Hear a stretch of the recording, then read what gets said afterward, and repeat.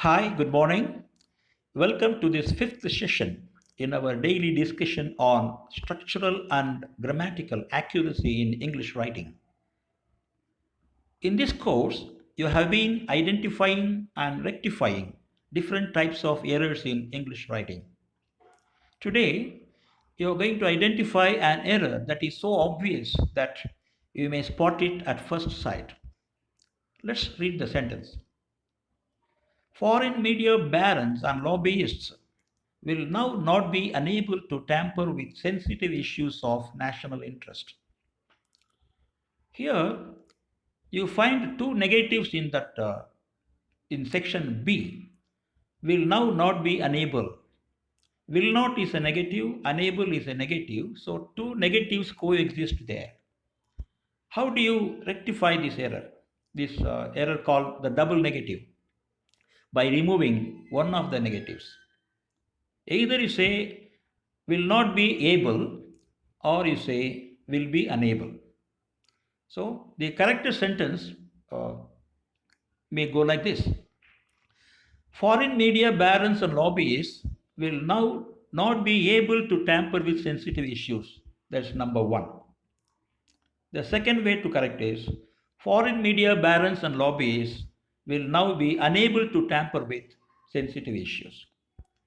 So to rectify sentences with double negatives, you have to remove one of the negatives.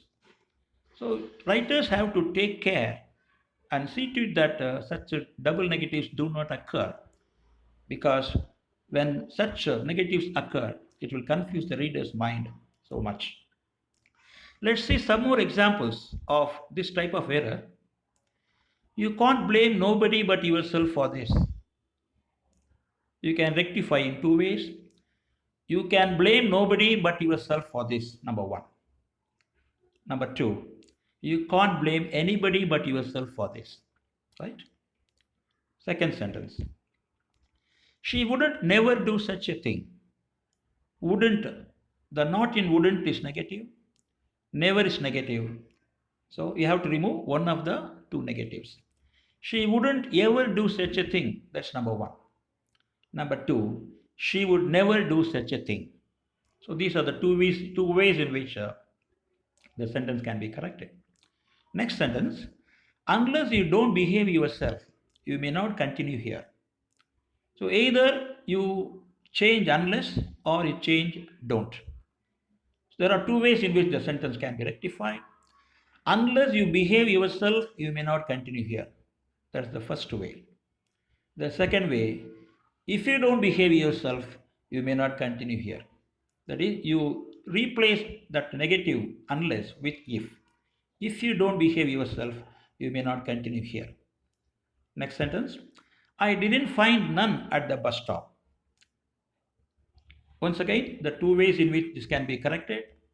I didn't find anyone at the bus stop. Secondly, I found none at the bus stop. I found nobody at the bus stop. That is another way to rectify. One more sentence. We could hardly understand nothing in his speech. Remember, hardly means not. That is the negative word there. Could hardly means could not. We could hardly understand nothing in his speech.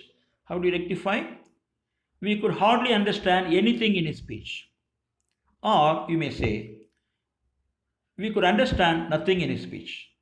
We could understand nothing in his speech. These are the two ways in which the sentence can be rectified. And this is the last sentence for the day. You wouldn't have no health problem. Wouldn't is negative, no is negative. So we have to remove one of the negatives. You wouldn't have any health problem. That's one way to correct it. The next way is you would have no health problem, right?